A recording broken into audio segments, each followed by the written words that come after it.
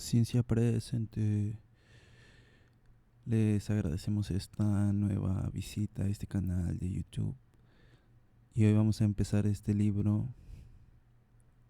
El término célula deriva del latín cella, que significa almacén o cámara. Se usó por primera vez en biología en 1665 por el botánico inglés Robert Hooke, para describir las unidades individuales de la estructura similar a un panal que observó en el corcho bajo un microscopio compuesto. Las células que Hooke observó eran en realidad los lumen vacíos de células muertas rodeadas de paredes celulares, pero el término es adecuado porque las células son los bloques de construcción básicos que definen la estructura vegetal. Este libro enfatizará las funciones fisiológicas y bioquímicas de las plantas, pero es importante reconocer que estas funciones dependen de estructuras, ya sea el proceso de intercambio de gases en la hoja, la conducción de agua en el xilema, la fotosíntesis en el cloroplasto o el transporte de iones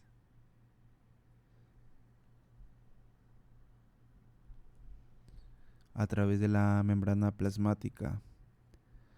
En cada nivel, la estructura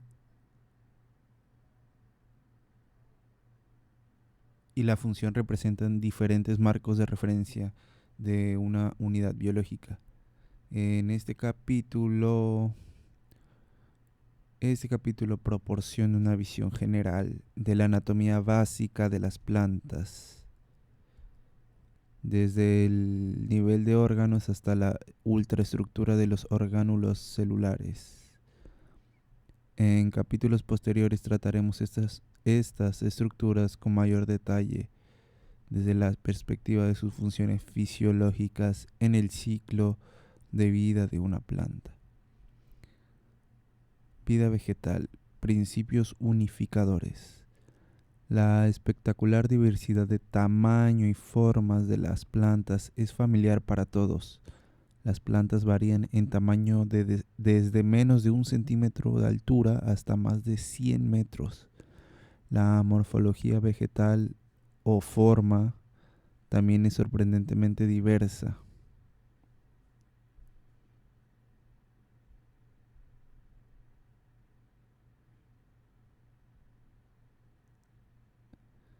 A primera vista, la pequeña planta lenteja de agua lemna parece tener poco en común con un gigantesco cactus saguaro o un árbol secuoya. Sin embargo, independientemente de sus adaptaciones específicas, todas las plantas realizan procesos fundamentalmente similares y se basan en el mismo plan arquitectónico.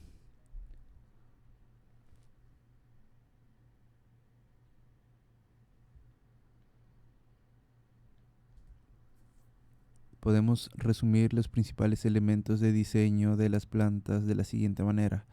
Con los productores primarios de la Tierra, las plantas verdes son los coleccionistas solares definitivos. Podemos resumir los principales elementos de diseño de las plantas de la siguiente manera.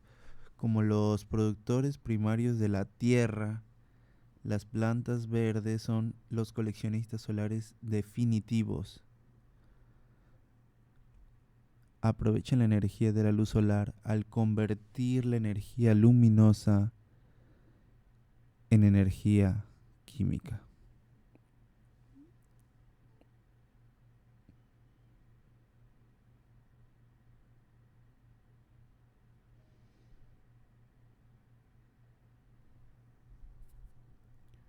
Que almacenan en los enlaces formados cuando sintetizan carbohidratos a partir de dióxido de carbono y agua.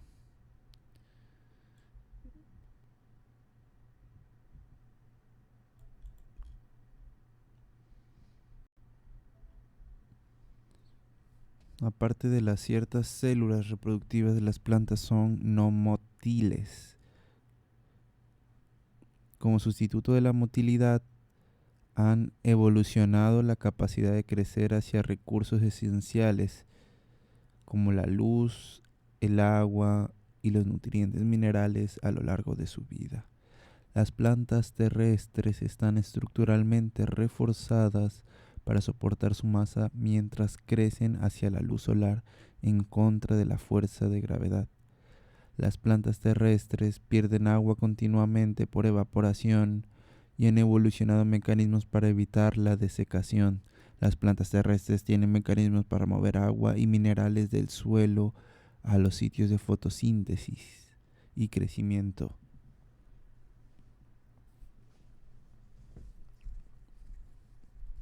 Así como mecanismos para mover los productos de la fotosíntesis a los órganos y tejidos no fotosintéticos. Resumen de la estructura de las plantas. A pesar de su aparente diversidad, todas las plantas con semilla tienen el mismo plan corporal básico que observamos en la figura 1.1, donde encontré la figura.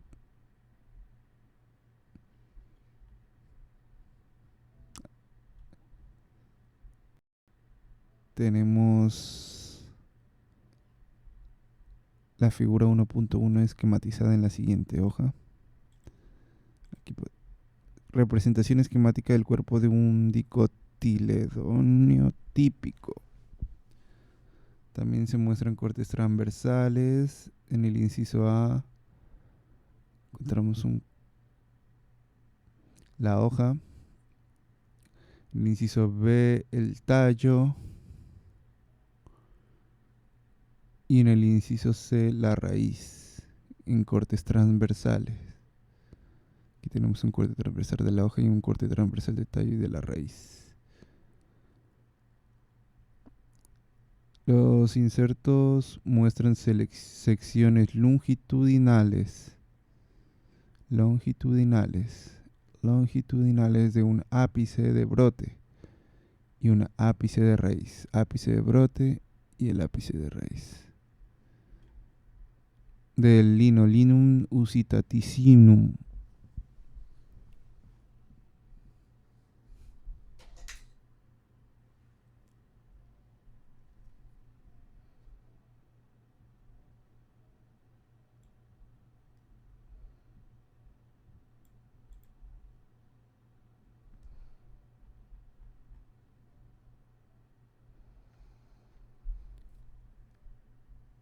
El cuerpo vegetativo está compuesto por 3 órganos: las hojas, el tallo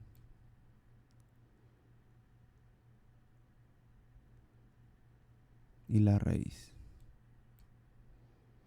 La función principal de una hoja es la de la fotosíntesis. La del tallo es el soporte y la de la raíz es el anclaje y la absorción de nutrientes, como agua y minerales. Las hojas están unidas al tallo en los nudos. Y la región del tallo entre 2 nudos se llama internudo. El tallo junto con sus hojas se conoce comúnmente como brote.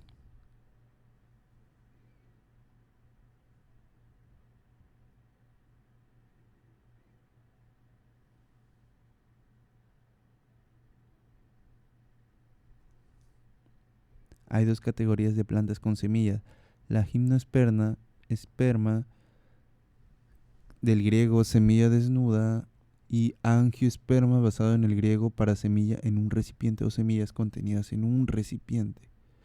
Las gimnospermas son el tipo menos avanzados.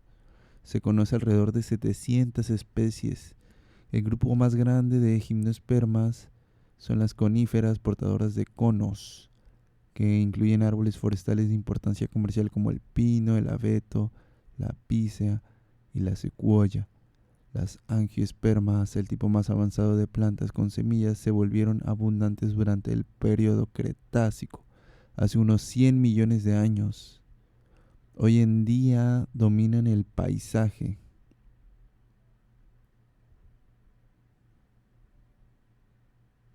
superando fácilmente a la gimnosperma. Se conocen alrededor de 250.000 especies comparadas con la gimnosperma, que se conocen alrededor de 700 especies, pero muchas más quedan por caracterizar.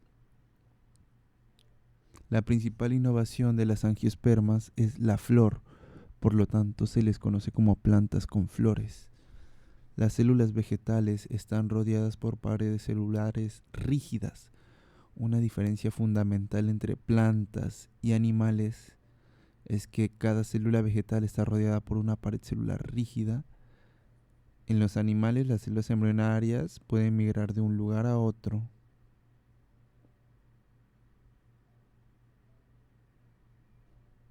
lo que resulta en el desarrollo de tejidos y órganos que contienen células que se originaron en diferentes partes del organismo. En las plantas, tales migraciones celulares están prevenidas porque cada célula con pared y su vecina están unidas por una lámina media o lámela media, por una lámina media. Mi, una lámina media.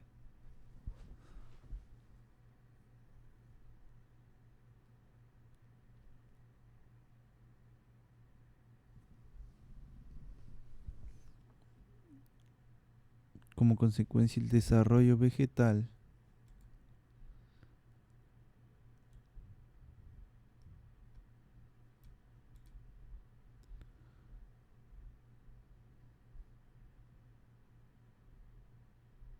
a diferencia del desarrollo animal, depende únicamente de los patrones de división celular y de aumento celular.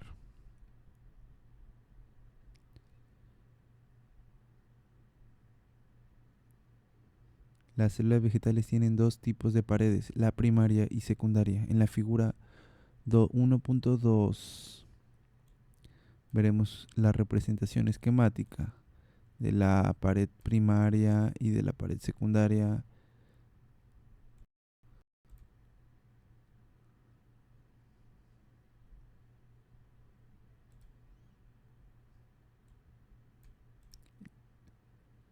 Representación esquemática de las paredes celulares primarias y secundarias y su relación con el resto de la célula.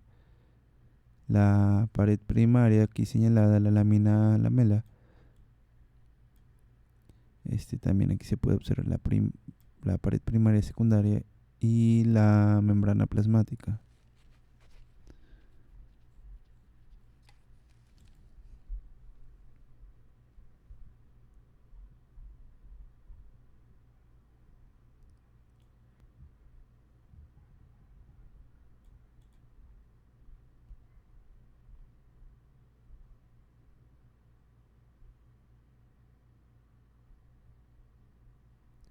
Aquí podemos ver los cortes transversales realizados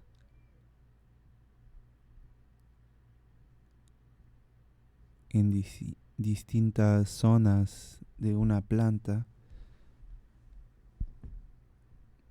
Podemos ver la cutícula, xilema, el floema. De este mismo lado también podemos ver el xilema, aquí representado en rojo, y el floema, el tejido azul, los tejidos vasculares, la epidermis.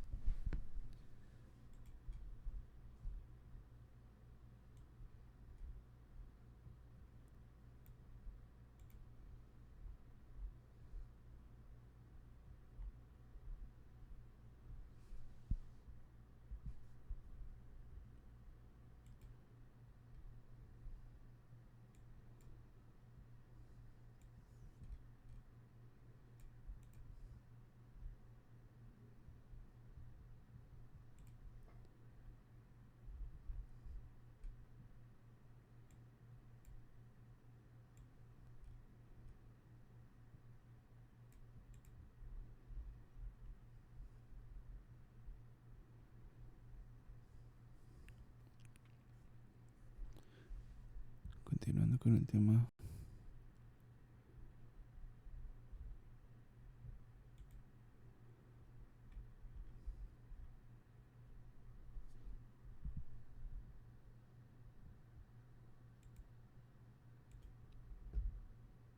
diferencia del desarrollo animal depende únicamente de los patrones de división celular y agrandamiento celular. Las células vegetales tienen dos tipos de paredes, la primaria y secundaria, como habíamos dicho, y nos fijamos en la figura 1.2. Las paredes celulares primarias son típicamente delgadas de 1 nanómetro y son características de células jóvenes en crecimiento. Las paredes celulares secundarias son más gruesas y fuertes que las primarias y se depositan cuando la mayoría del agrandamiento celular ha terminado. Las paredes celulares secundarias deben su fortaleza y dureza a la lignina, un material quebradizo y parecido al pegamento. La evolución de paredes celulares secundarias lignificadas proporcionó a las plantas el refuerzo estructural necesario para crecer verticalmente sobre el suelo y colonizar la tierra. Los briófitas que carecen de paredes celulares lignificadas no pueden crecer más de unos pocos centímetros sobre el suelo. Nuevas células son producidas por la división de tejidos llamados meristemos. El crecimiento vegetal se concentra en regiones localizadas de división celular llamadas meristemos, como la que está representada en esta imagen. El crecimiento vegetal se concentra en regiones localizadas de división celular. Estos meristemos, casi todas las divisiones nucleares, es decir, la mitosis y divisiones celulares, citocinesis, ocurren en regiones meristemáticas. En una planta joven, los meristemos más activos se llaman meristemos apicales.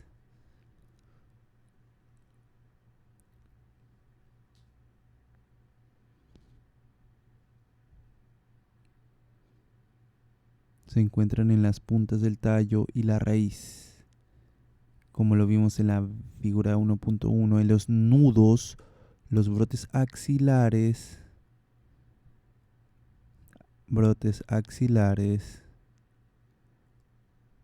contienen los meristemos apicales para los brotes laterales.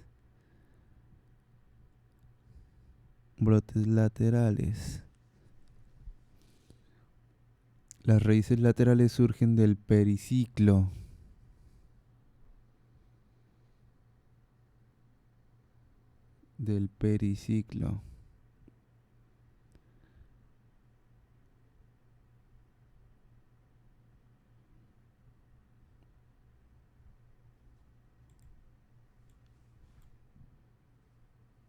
Un tejido meristemático interno que se puede observar en la figura 1.c proximales, es decir, al lado de y solapando las regiones meristemáticas están zonas de elongación celular en las que las células aumentan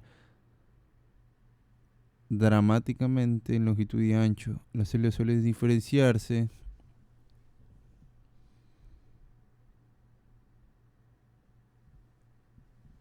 en tipos especializados después de elongarse.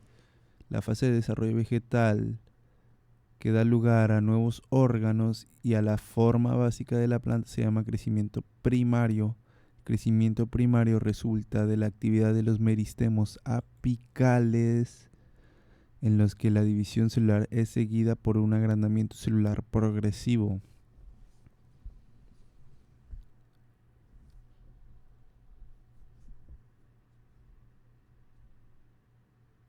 Típicamente elongación. Después de que la elongación en una región dada se complete, puede ocurrir el crecimiento secundario. El crecimiento secundario involucra dos meristemos laterales. El cámbium vascular plural cambia y el cámbium de corcho. El cámbium vascular da lugar a acilema secundario, madera, y floema secundario. El cámbium de corcho procede periderma. que consiste principalmente en células de corcho.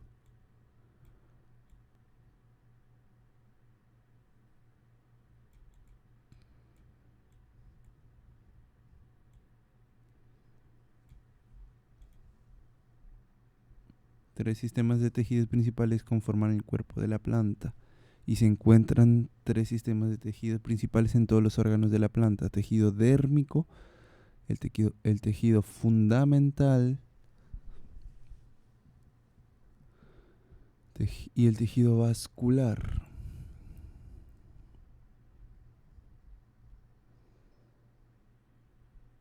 Esto lo podemos observar en la figura 1.3,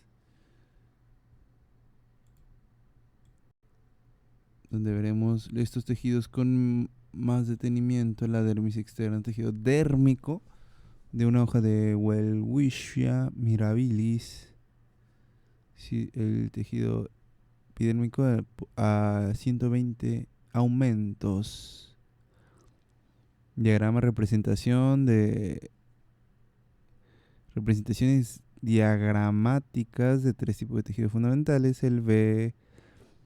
el parénquima, colénquima, esclerénquima, los tejidos fundamentales y los tejidos vasculares.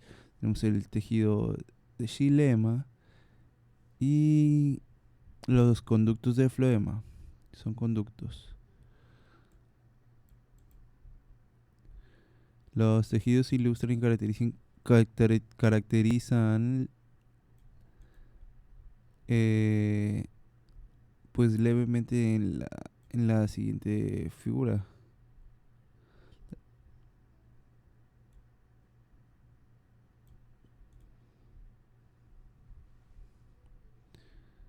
Están ilustrados y caracterizados brevemente.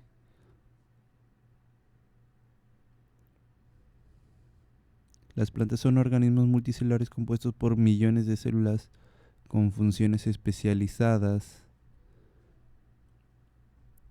En la madurez, tales células especializadas pueden diferir en gran medida entre sí en sus estructuras. Sin embargo, todas las células vegetales tienen la misma organización eucariota básica.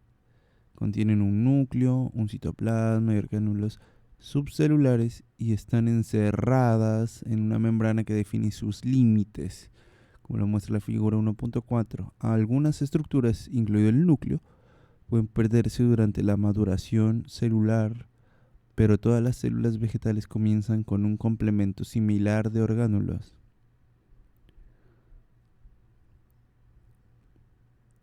Este es el complemento básico eucariota de las células vegetales. La representación diagramática de una célula vegetal se divide en varios compartimentos intracelulares por sus respectivas membranas, como el tonoplasto,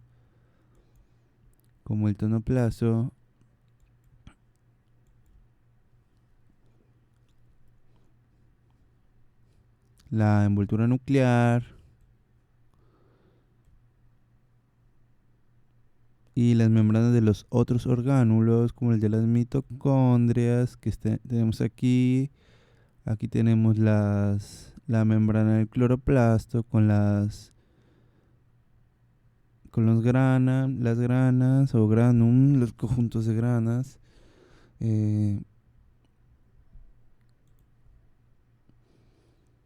Las dos paredes primarias adyacentes junto con la lámina media, las dos paredes junto a la lámina media, la pared primaria y la pared secundaria adyacentemente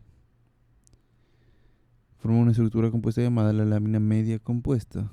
Aquí tenemos la lámina media compuesta.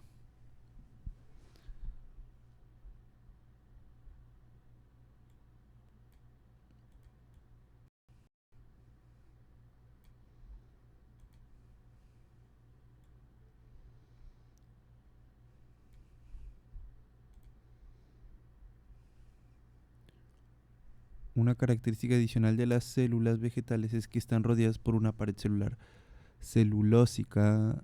Las siguientes secciones proporcionan un resumen de las membranas y orgánulos de las células vegetales. La estructura y función de la pared celular se tratarán en detalle en el capítulo 15.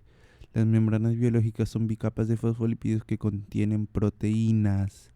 Todas las células están encerradas en una membrana que sirve como su límite exterior, separando el citoplasma del entorno externo.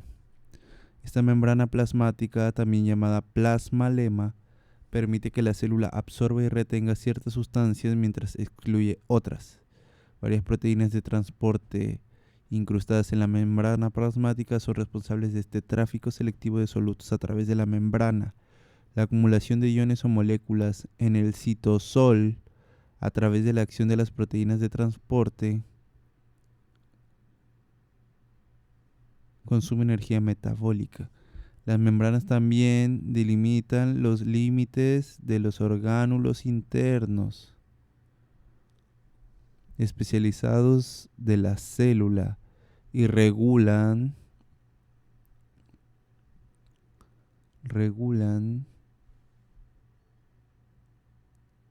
los flujos de iones y metabolitos dentro y fuera de estos compartimentos.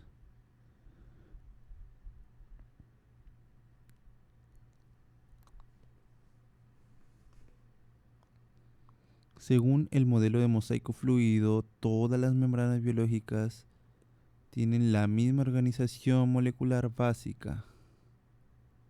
Consisten en una doble capa, una bicapa de fosfolípidos, o en el caso de los cloroplastos, de glicosíglicéridos, en la que se encuentran incrustadas las proteínas.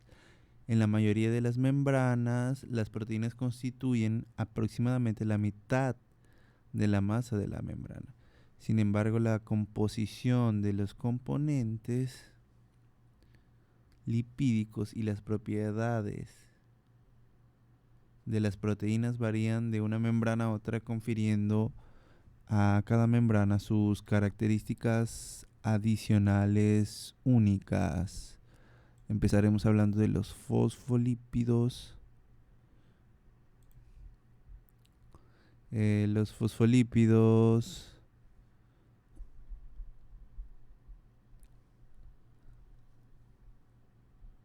son una clase de lípidos en la que los ácidos grasos están covalentemente unidos a glicerol. Aquí tenemos la región hidrofóbica, fosfatidilcolino unida al glicerol, región hidrofílica, que a su vez están unidos covalentemente a un grupo fosfato. También se adjunta a este grupo fosfato un componente variable llamado grupo cabeza, como serina, colina en este caso, glicerol o inosol. La figura 1.5c lo podemos observar mejor. En contraste con los ácidos grasos, los grupos cabeza son altamente polares. En consecuencia, las moléculas de fosfolípidos muestran propiedades tanto hidrofílicas como hidrofóbicas, es decir, son anfipáticas. Las cadenas de hidrocarburos no polares de los ácidos grasos forman una región que es exclusivamente hidrofóbica, es decir, que excluye el agua. Las membranas de plastidio son únicas en el sentido de que su componente glicosíglicéridos en lugar de fosfolípidos,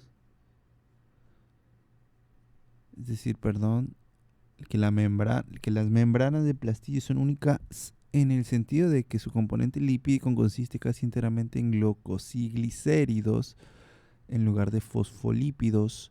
En los glicosíglicéridos, el grupo cabeza polar consiste en galactosa, digalactosa o galactosa sulfatada, sin ningún grupo fosfato. Las cadenas de ácidos grasos de fosfolípidos y glicosíglicéridos son variables en longitud, pero generalmente constan de 14 a 24 carbonos. Uno de los ácidos grasos está típicamente saturada, uno de los ácidos grasos está típicamente saturado, es decir, no contiene enlaces dobles. En otra cadena de ácido graso generalmente tiene uno o más enlaces dobles cis, es decir, es insaturada. La presencia de enlaces dobles cis crea una torsión. Vamos a analizar la figura 1.5. Las endomembranas de las células vegetales están compuestas por proteínas incrustadas en una bicapa de fosfolípidos. En la figura B es una microfotografía electrónica de transmisión, muestra las membranas plasmáticas de las células. Las membranas plasmáticas de las células de la región meristemática de la punta de la raíz de berro, Lepidium sativum. El grueso total de la membrana plasmática visto como dos líneas densas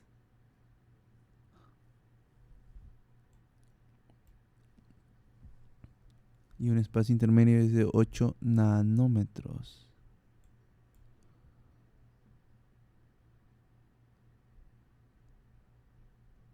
En la figura C vemos estructuras químicas y modelos de ocupación de espacio de fosfolípidos típicos. La fosfatildilcolina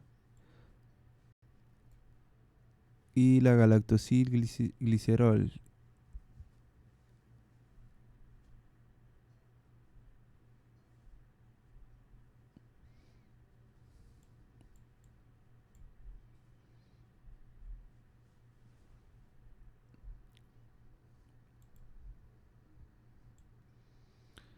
Causan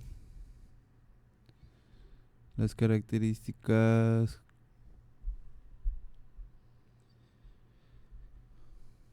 el resto de la información genética de la célula se encuentra en los dos orgánulos semiautónomos.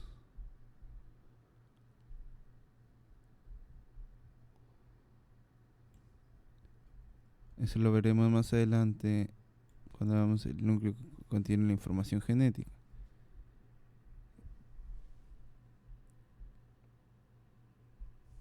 La bicapa lipídica, como resultado, la fluidez de la membrana aumenta. La fluidez de la membrana aumenta, a su vez juega un papel crítico en muchas funciones de la membrana. La fluidez de la membrana también está fuertemente influenciada por la temperatura, dado que las plantas generalmente no pueden regular sus temperaturas corporales. A menudo se enfrentan al problema de mantener la fluidez de la membrana en condiciones de baja temperatura, lo que tiende a disminuir la fluidez de la membrana.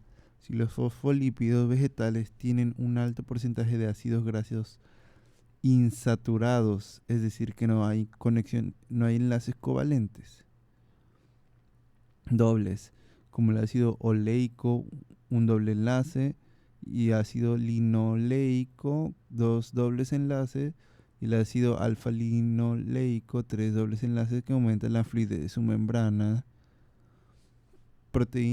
Las proteínas asociadas con la bicapa lipídica son de tres tipos: las proteínas integrales están incrustadas en la bicapa lipídica. La mayoría de las proteínas integrales abarcan todo el ancho de la bicapa lipídica. La mayoría de las proteínas integrales abarcan todo el ancho de la bicapa de fosfolípidos, por lo que una parte de la proteína interactúa con el exterior de la célula, outside of cell, y el citoplasma.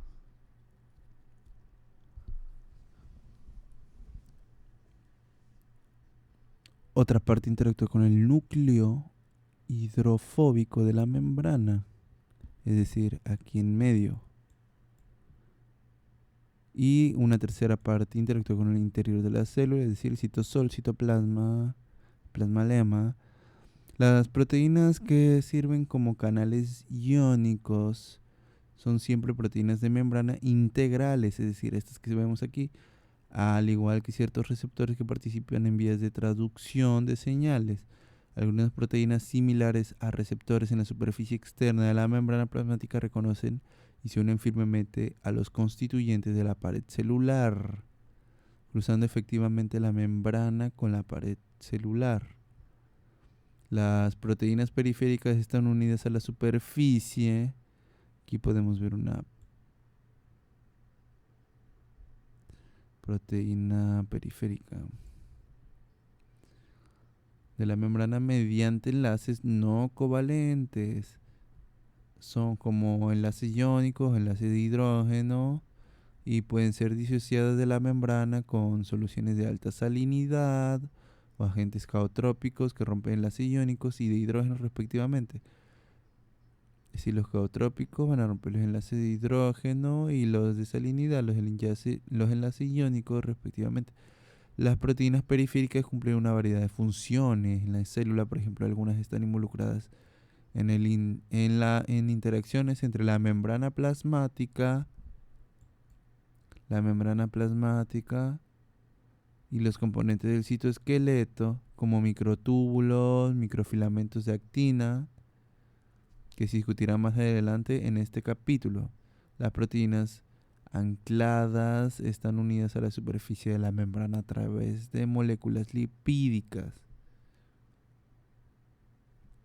a las que están unidas covalentemente. Estos lípidos incluyen ácidos grasos, ácidos mirísticos y ácido palmítico, grupos prenilos derivados de la vía isoprenoide, grupos fernesilo y geranilgeranilo, y proteínas ancladas al glucosifosfatidilinositol, GPI.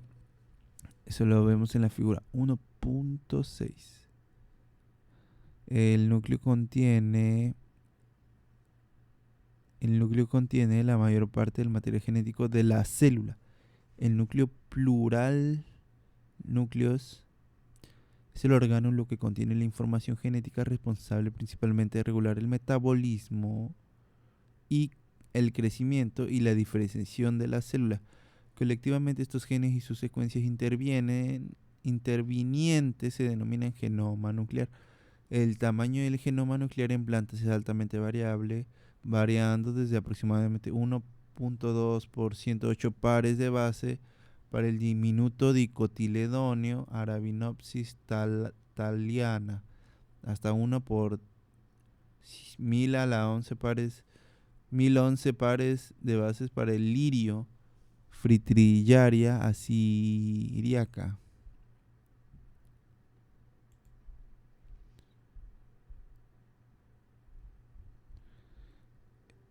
El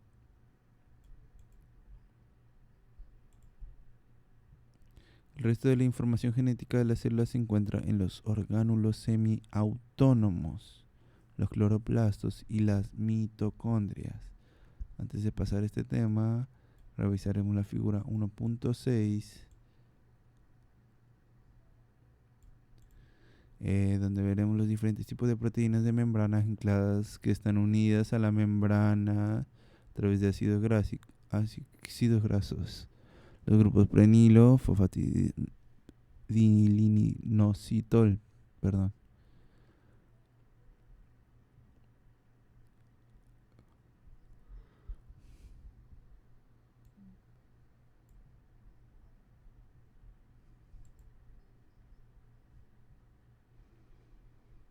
Continuando con el tema.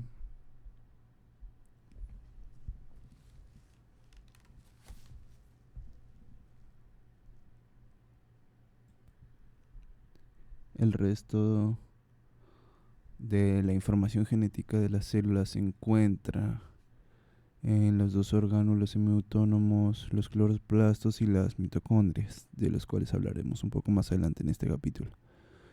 El núcleo está rodeado por una doble membrana llamada envoltura nuclear, que lo podemos ver en la imagen 1.7a. El espacio entre las dos membranas de la envoltura nuclear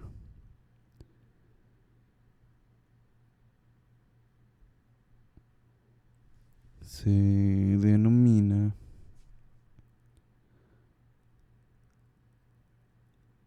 o se llama espacio perinuclear, y las dos membranas de la envoltura nuclear se unen en lugares llamados poros nucleares.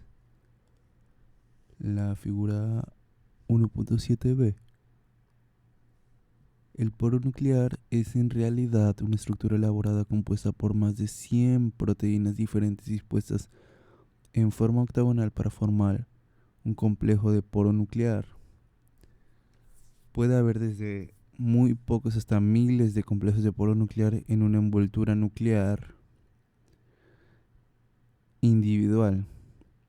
El tapón central del complejo actúa como un transportador activo impulsado por ATP, transportador central, que facilita el movimiento de macromoléculas y subunidades ribosómicas tanto hacia adentro como hacia afuera del núcleo.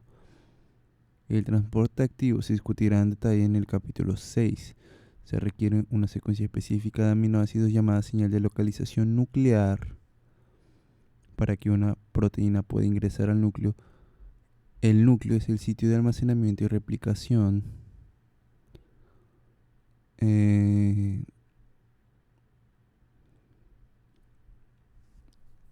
de la cromatina.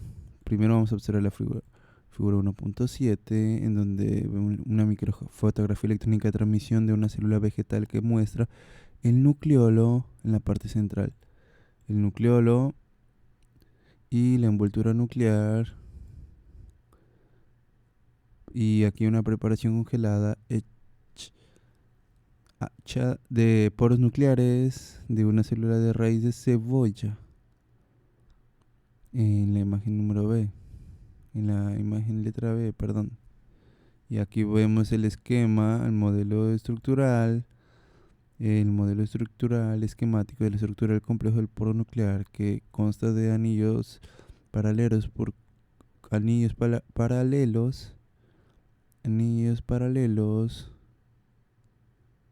dispuestos de manera octagonal cerca de las membranas internas y externa de la envoltura nuclear. Varias proteínas forman las otras estructuras, como el anillo nuclear,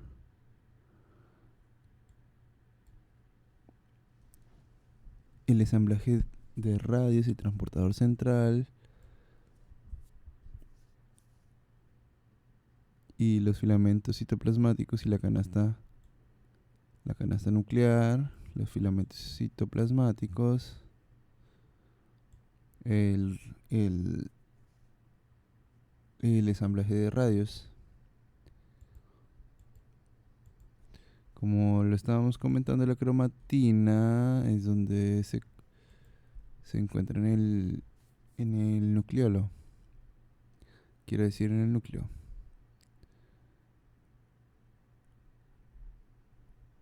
La cromatina, la longitud lineal de todo el ADN dentro de cualquier genoma vegetal es generalmente millones de veces mayor que el diámetro del núcleo en el que se encuentra. Para resolver ese problema de empaquetar este ADN cromosómico dentro del núcleo, segmentos de la doble hélice lineal de ADN se enrollan 2 veces alrededor de un cilindro sólido de 8 moléculas de proteína en histona. La molécula se dobla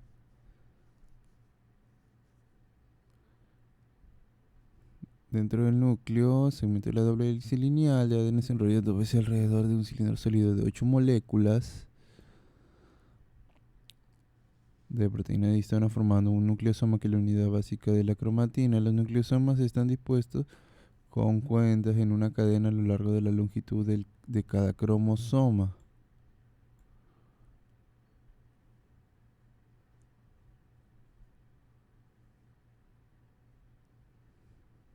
Durante la mitosis, la cromatina se condensa, primero enrollándose fuertemente en una fibra de cromatina de 30 nanómetros, con 6 procesos adicionales de plegado y empaquetamiento que dependen de interacciones entre proteínas y ácidos nucleicos, como lo muestra esta figura 1.9.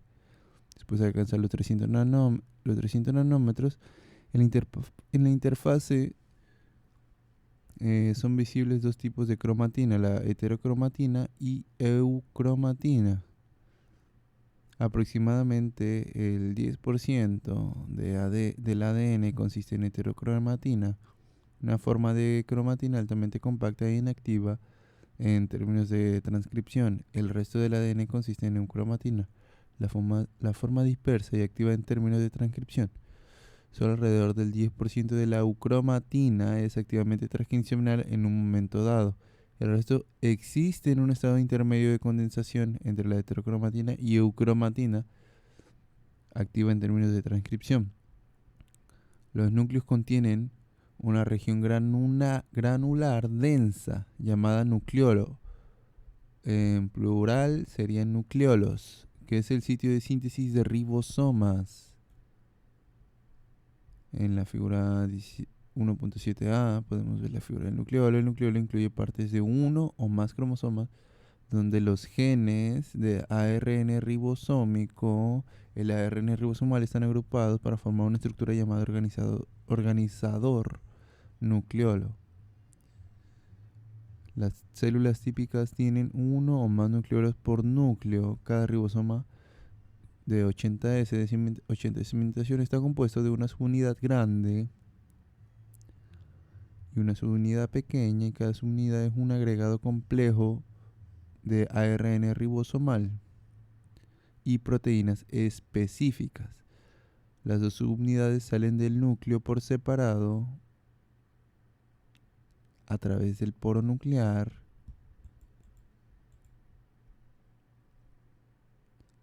y luego se unen en el citoplasma para formar el ribosoma completo, como lo muestra la figura 10.a.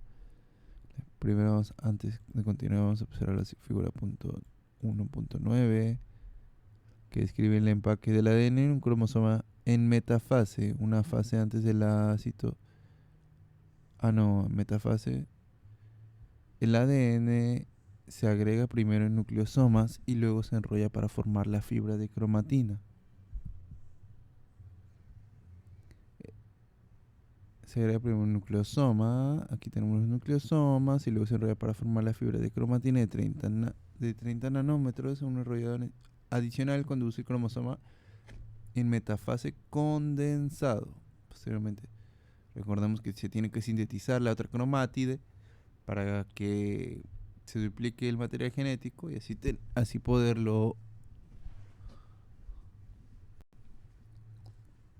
poderse dividir para que se vaya a cada una de las células correspondientes.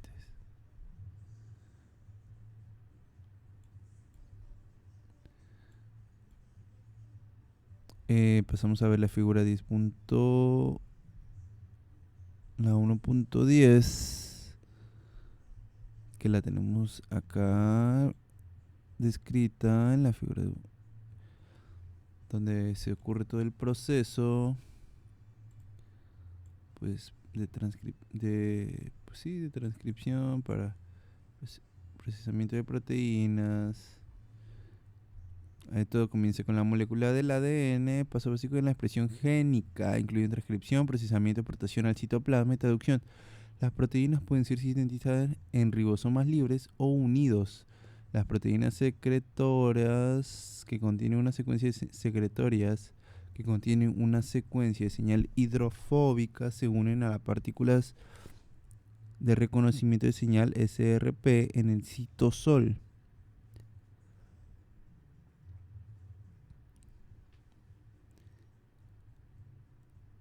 Luego, el complejo de SRP ribosoma se mueve al retículo endoplasmático, donde se adhiere al receptor SRP. Aquí tenemos el receptor SRP. La traducción continúa y el polipéptido en elongación se inserta en el lumen del retículo endoplasmático,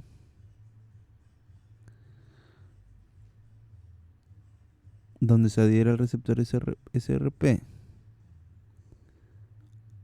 Quiero decir, el lumen del retículo endoplasmático del péptido de señal se escinde. Se añaden azúcares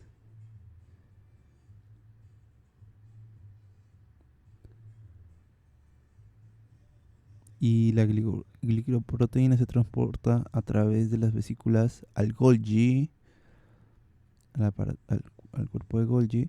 Los aminoácidos se polimerizan en el ribosoma con la ayuda del ARN. En esta imagen podemos ver cómo los aminoácidos se van polimerizando con ayuda del ARN de transferencia.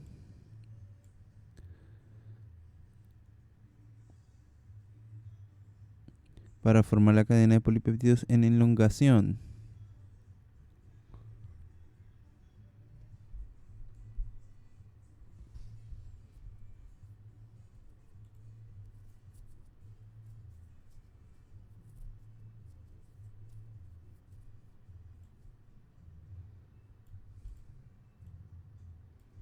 Continuando con la síntesis de proteína implica transcripción y traducción. El complejo proceso de síntesis de proteínas comienza con la transcripción de la síntesis de un polímero de ARN que lleva una base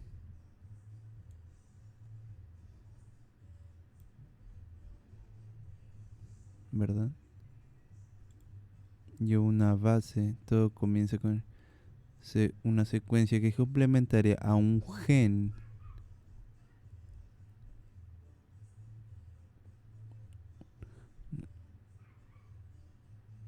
específico. El transcripto de ARN se procesa para convertirse en ARN mensajero o ARN. Pues sí, se transcribe el ARN, se transcribe ARN mensajero que se mueve del núcleo del citoplasma. Aquí podemos ver que sale del citoplasma al citoplasma. El ARN mensajero en el citoplasma se une primero a su unidad ribosómica pequeña. La subunidad ribosómica pequeña. Y luego a la subunidad grande. Y luego para iniciar la traducción es el proceso mediante el cual se sintetiza una proteína específica a partir de aminoácidos. Aquí estamos viendo los aminoácidos y la síntesis de proteínas.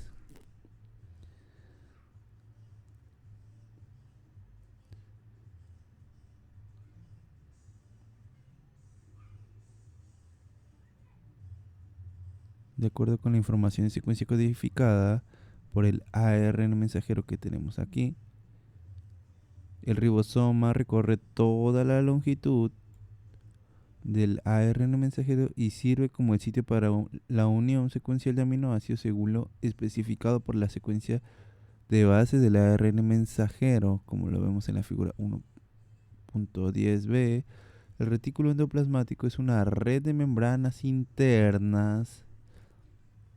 Las células tienen una red elaborada de membranas internas llamada retículo endoplasmático.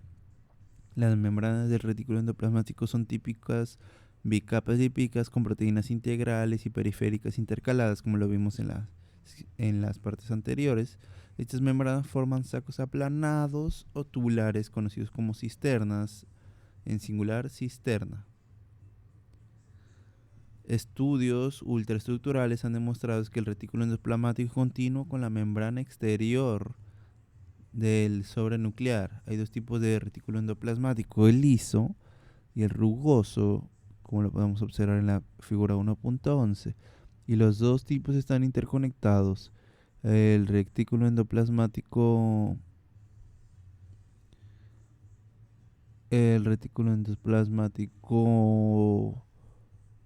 rugoso se diferencia del retículo endoplasmático liso. El liso y el retículo endoplasmático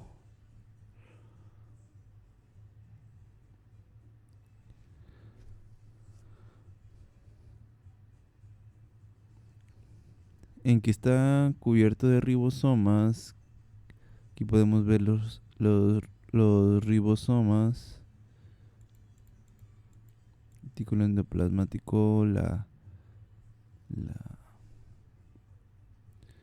que están activamente comprometidos en la síntesis de proteínas.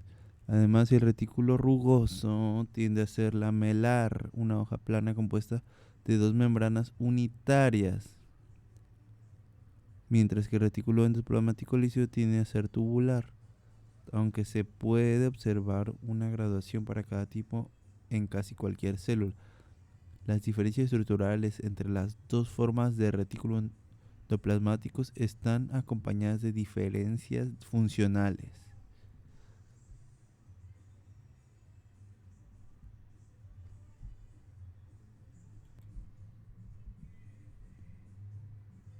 Bien, como habíamos dicho, el cuerpo de Golgi a través de vesículas se fusiona el cuerpo de Golgi a través de vesículas con la membrana plasmática.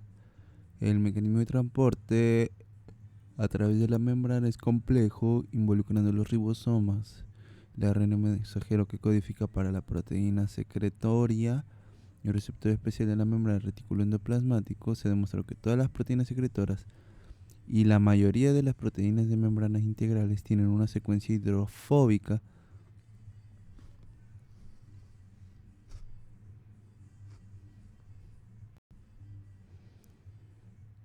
proteínas secretas y la mayoría de las proteínas de membrana integrales tienen una secuencia hidrofóbica de 18 a 30 residuos de aminoácidos en el extremo amino terminal de la cadena. Durante la traducción, este líder hidrofóbico llamado secuencia de péptidos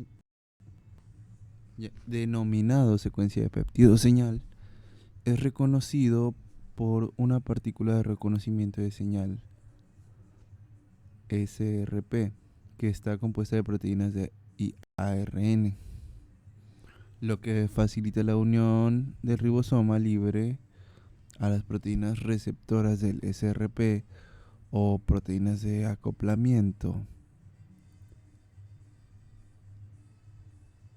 El retículo endoplasmático, que lo vimos en la figura 10.a.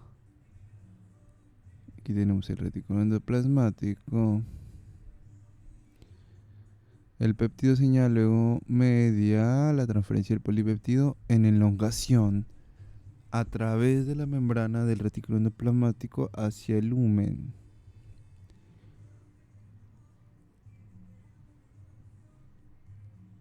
En el caso de las proteínas de membranas integrales, una porción del polipéptido completo permanece incrustada en la membrana. Una vez dentro del lumen del retículo endoplasmático, la secuencia de señal es cortada por una peptidasa de señal. En algunos casos se adjunta una cadena de oligosacáridos ramificada compuesta de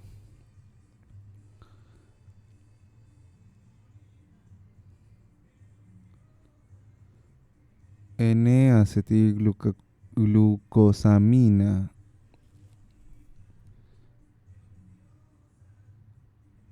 o GLC-NAC, manosa, man y glucosa GLC, que tiene la estequiometría GLC-NAC2 man 9 GLC3 al grupo amino libre de una cadena lateral específica de asparagina.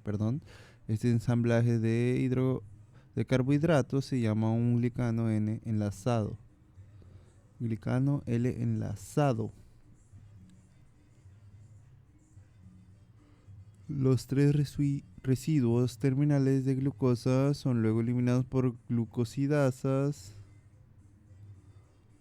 específicas y la glicoproteína procesada, es decir, una proteína con azúcares unidos covalentemente, está lista para el transporte al aparato de Golgi. Los llamados glicoproteínas N enlazadas son luego transportadas al aparato de Golgi a través de pequeñas vesículas. Las vesículas se mueven a través del citosol, citoplasma, plasmolema y se funcionan con cisternas en la cara cis del aparato de Golgi. Para eso hay que observar la figura 1.12 para entender más que nada cómo funciona la región cis y trans del aparato de Golgi. La micrografía electrónica de un aparato de Golgi en una célula de la cápsula radicular del tabaco, Nicotiana tabacum, se indican las cisternas cis, medial y trans. Cisterna medial, la cisterna cis y la cisterna trans La red trans de Golgi está asociada con la cisterna trans. Tenemos la red trans de Golgi. Y a esto lo estamos viendo a 60.000 aumentos, porque es una microfotografía electrónica. Muy bonita, por cierto, muy interesante. Ok.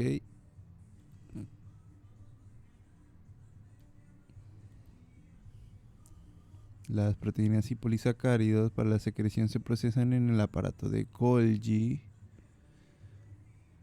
también llamado complejo de Golgi de las células vegetales. Es una estructura dinámica que consiste en una o más pilas de 3 a 10 sacos membranosos aplanados o cisternas y una red irregular de tubos y vesículas llamada la red trans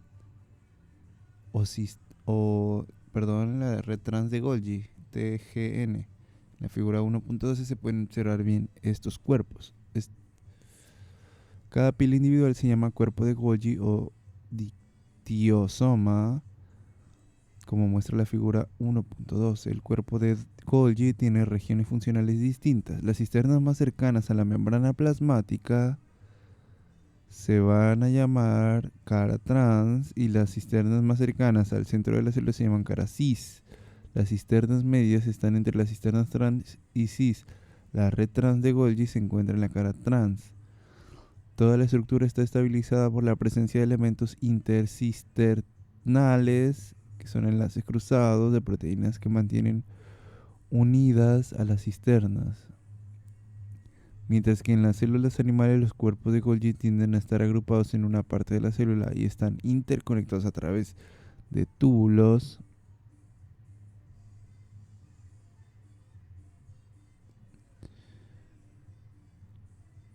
Las células vegetales contienen hasta varios cientos de cuerpos de Golgi aparentemente separados, dispersos a través del citoplasma. El aparato de Golgi desempeña un papel clave en la síntesis y secreción de polisacáridos complejos, polímeros compuestos de diferentes tipos de azúcares, y en el ensamblaje de las cadenas laterales de oligosacáridos de glucoproteínas. Como se ha señalado anteriormente, las cadenas polipeptídicas de las futuras glucoproteínas se sintetizan primero al retículo endoplasmático rugoso.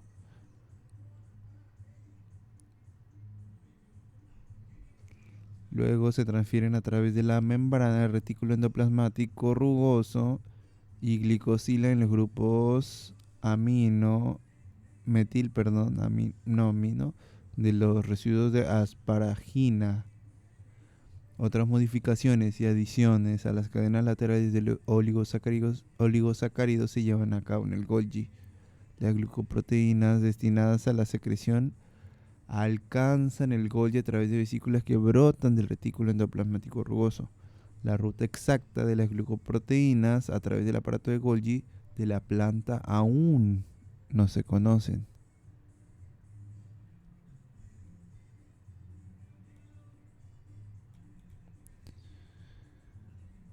¿Por qué no se conocen?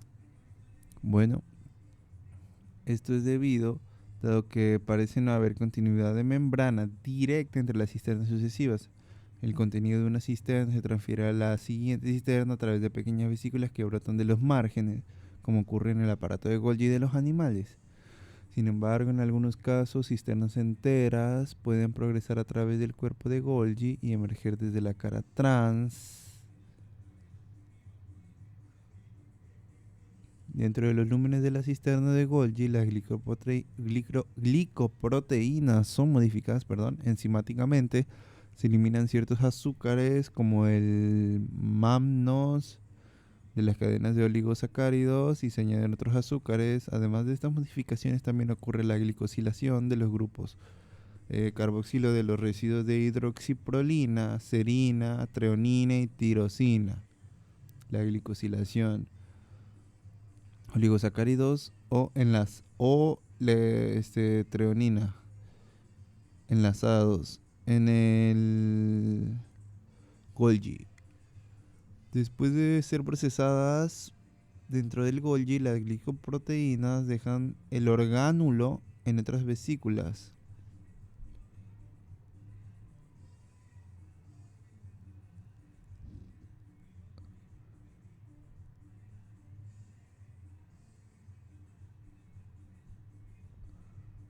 De generalmente desde el lado trans de la pila. Todo este procesamiento parece conferir a cada proteína una etiqueta o marcador específico que especifica el destino final de esa proteína dentro o fuera de la célula. En las membranas vegetales, el cuerpo de Golgi desempeña un papel importante en la formación de la pared celular. Eso se va a ver en el capítulo número 15.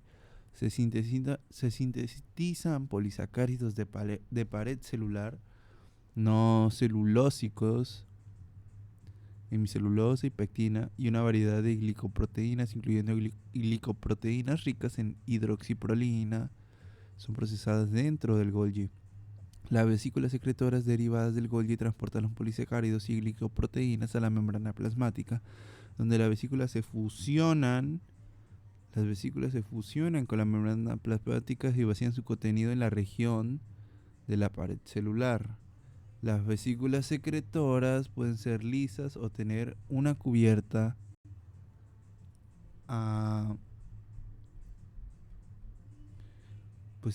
una cubierta de proteína. Estas proteínas ayudan en el proceso de brotación durante la formación de vesículas. Las vesículas involucradas en el tráfico desde el retículo endoplasmático hacia el Golgi, entre los compartimentos del Golgi y desde el Golgi hacia la del TGN tienen cubiertas de proteínas. Las vesículas recubiertas de clatrina, clatrina la veremos en la figura 1.13, están involucradas en el transporte de proteínas de almacenamiento desde el Golgi hacia vacuolas especializadas en almacenamiento de proteínas. También participan en la endocitosis, el proceso que lleva proteínas solubles y unidas a la membrana dentro de las células. Estamos observando la imagen a 102.000 aumentos. Preparación de vesículas recubiertas de clatrina y las de hojas de frijol. 102.000 aumentos en esta fotografía.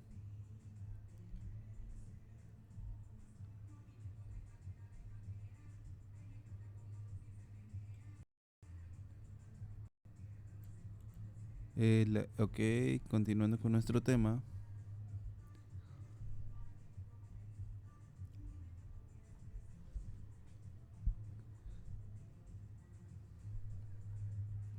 Las proteínas y polisacáridos para la secreción se procesan en el aparato de Golgi.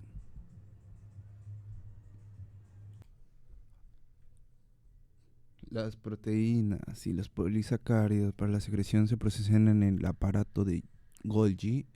El aparato de Golgi, también llamado complejo de Golgi de las células vegetales, es una estructura dinámica que consiste en uno o más pilas de 3 a 10 sacos membranosos aplanados o cisternas y una red irregular de tubos y vesículas llamada red trans-Golgi, TGN. Cada pila individual se llama cuerpo de Golgi o dicticioma, como muestra la figura 1.12, como habíamos quedado en ese rato. El cuerpo de Golgi tiene regiones funcionales distintas. Las cisternas más cercanas a la membrana plasmática se llama cara trans. Cerca de la red Golgi trans. Y las cisternas más cercanas al centro de la célula se llaman cara cis. Las cisternas medias están entre las cisternas trans y cis. La red trans de Golgi se encuentran en la cara trans. Toda la estructura está estabilizada por la presencia de elementos intercisternales, es decir, entre cisternas, enlaces cruzados de proteínas que mantienen unidas a las cisternas, mientras que en las células animales los cuerpos de Golgi tienden a agruparse en una parte de la célula y están interconectados a través de túbulos. Las células vegetales contienen hasta varios cientos de cuerpos de Golgi, aparentemente separados y dispersos a través del citoplasma. El aparato de Golgi desempeña un papel clave en la síntesis y secreción de polisacáridos complejos, polímeros compuestos de diferentes tipos de azúcares, polisacáridos, distintos tipos, muchos sacáridos, y en el ensamblaje de las cadenas laterales de oligosacáridos de las glucoproteínas, como se ha señalado anteriormente.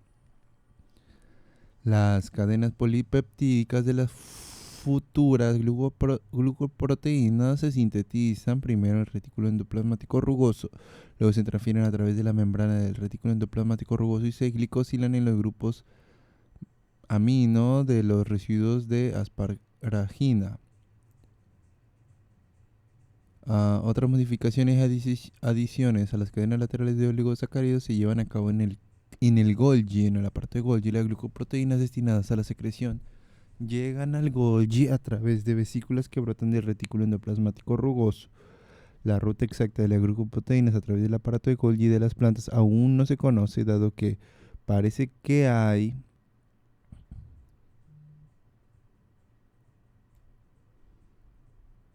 o todo indica a que no hay continuidad directa de membrana entre las cisternas sucesivas.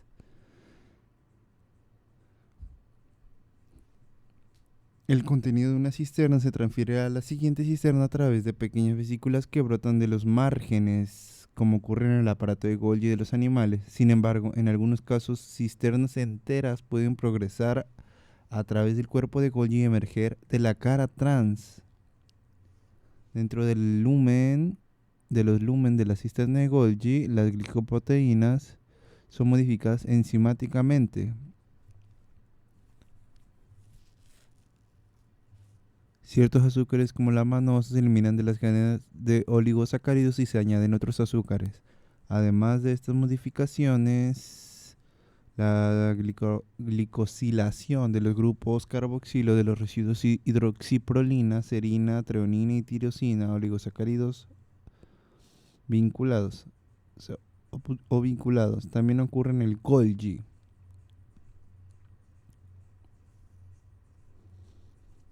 Después de ser procesadas dentro del Golgi, las glicoproteínas salen del organelo en otras vesículas, generalmente desde el lado trans de la pila.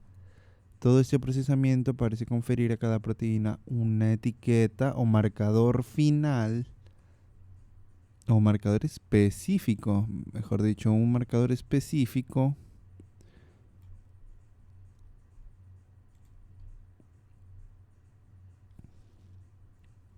que especifica el destino final de esta proteína dentro o fuera de la célula. En las células vegetales, el cuerpo de Golgi juega un papel importante en la formación de la pared celular. Se sintetizan polisacáridos de pared celular no celulósicos, perdón. Se sintetizan polisacáridos de la pared celular no celulósicos como la hemicelulosa y la pectina, y se procesan una variedad de glicoproteínas, incluidas las glicoproteínas ricas en hidroxiprolina dentro del Golgi. Las vesículas secretoras derivadas del Golgi transportan los polisacáridos y glicoproteínas a la membrana plasmática, donde las vesículas se fusionan con la membrana plasmática y vacían su contenido en la región de la pared. La membrana plasmática, es decir, que las vesículas viajan a las membranas plasmáticas, donde las vesículas se van a fusionar con esa membrana plasmática y vacían su contenido en la región de la pared celular. Las vesículas secretoras pueden ser lisas o tener una cubierta de proteína. Las vesículas que brotan del retículo endoplasmático generalmente son lisas. La mayoría de las vesículas que brotan tienen cubiertas de proteínas de algún tipo. Estas proteínas ayudan en el procesamiento de brotación durante la formación de vesículas. Las vesículas involucradas en en el tráfico desde el retículo endoplasmático al Golgi, entre compartimentos del Golgi y desde el Golgi a, al TGN tienen cubiertas de proteína. Las vesículas recubiertas de clatrina, que la veremos en la figura 1.13, como antes lo mencioné, están involucradas en el transporte de proteínas de almacenamiento, de proteínas de almacenamiento desde el Golgi a vacuolas especializadas en almacenamiento de proteínas. También participan en la endocitosis, el proceso que lleva proteínas solubles y unidas a la membrana dentro de la célula. La vacuola central contiene agua y solutos. Las células vegetales vivas, maduras, contienen grandes vacuolas centrales llenas de agua que pueden ocupar entre el 80 y 90% del volumen total de la célula. Entre el 90 y el 80% del volumen total de la célula, como lo muestra la figura 1.4, donde se ve la- cada vacuola está rodeada por una membrana vacular o tonoplasto. Muchas células también tienen hebras citoplasmáticas que atraviesan la vacuola, pero cada hebra transvacular está rodeada por el tonoplasto. En la imagen 1.13 vemos la preparación de vesículas recubiertas de clatrina y las de hoja de frijol a 102.000 aumentos. Es decir, que la imagen se amplía 102.000 veces. Una microfotografía ligera en la figura 1.14 de un protoplasto preparado de la capa aleurona de semillas. La tinción fluorescente revela dos tipos de vacuolas: los cuerpos proteicos más grandes y las vacuolas líticas más pequeñas. Vacuola del tipo 2, vacuola del tipo 1.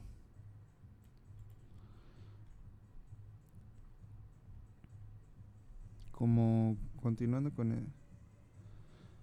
esto, en el tejido meristemático, las vacuolas son menos prominentes, aunque siempre están presentes como pequeñas provacuolas. Las provacuolas son producidas por la red del Golgi trans, que se ve en esta figura. A medida que la célula comienza a madurar, las provacuolas se fusionan para producir las grandes vacuolas centrales, que son características de la mayoría de las células vegetales maduras. En tales células, el citoplasma está restringido a una fina capa que rodea la vacuola. La vacuola contiene agua e iones de iones inorgánicos disueltos, ácidos orgánicos,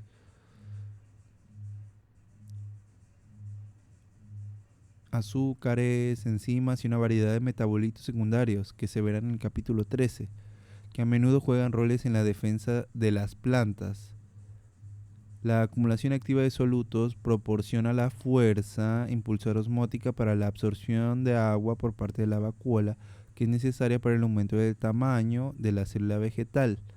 La presión de turgor generada, es decir, porque es una presión de turgencia, turgor generada por esta absorción de agua, proporciona la rigidez estructural necesaria para mantener las plantas herbáceas en posición vertical, ya que carecen de los tejidos de soporte lignificados de las plantas leñosas. Al igual, es decir, que no contienen lignina, al igual que los lisosomas animales, las vacuolas vegetales contienen enzimas hidrolíticas, incluyendo por proteasas, ribonucleasas, glicosidasas. Sin embargo, a diferencia de los lisosomas animales, las vacuolas vegetales no participan en la renovación de macromoléculas a lo largo de la vida de la célula. En cambio, sus enzimas degenerativas se filtran al citosol a medida que la célula sufre senescencia, ayudando así a reciclar nutrientes valiosos a reciclar nutrientes valiosos a la parte viva de la planta. Las vacuolas especializadas en almacenar proteínas, llamadas cuerpos proteicos, son abundantes en semillas. Aquí tenemos el cuerpo proteico.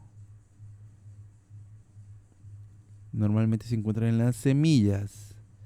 Son abundantes en las semillas. Durante la germinación, las proteínas de almacenamiento de los cuerpos proteicos hidrolizan a aminoácidos, los hidrolizan y se exportan al citosol para su uso en la síntesis de proteína. En la síntesis de proteínas, las enzimas hidrolíticas se almacenan en vacuolas líticas especializadas, como está aquí señalada, que se fusionan con los cuerpos proteicos para iniciar el proceso de descomposición, como en la figura 1.14. Podemos ver el cuerpo proteico y las vacuolas líticas que vimos en la figura 1.14. Ahora pasaremos a hablar sobre la mitocondria. Las mitocondrias y los cloroplastos son sitios de conversión de energía. Una célula vegetal típica tiene dos tipos de orgánulos productores de energía: mitocondrias y cloroplastos. Ambos tipos están separados del citosol por una doble membrana, una membrana externa y una interna. Las mitocondrias, en singular mitocondrión, son los sitios celulares de la respiración, un proceso en el que la energía liberada del metabolismo de azúcares se utiliza para la síntesis de ATP, adenosín trifosfato, trifosfato de adenosina, a partir de ADP, adenosín difosfato, difosfato de adenosina y fosfato inorgánico PI. Eso lo veremos en el capítulo 11 también. Las mitocondrias pueden variar en forma, desde esféricas hasta tubulares, pero todas tienen una membrana externa lisa y una membrana interna altamente convolucionada. La membrana interna, como lo veremos en la figura 1.15. Las invaginaciones de la membrana interna se llaman crestas, en singular crista. El compartimiento, quiero decir, encerrado por la membrana interna, la matriz mitocondrial, contiene las enzimas de la vía del metabolismo intermedio llamado ciclo de Krebs.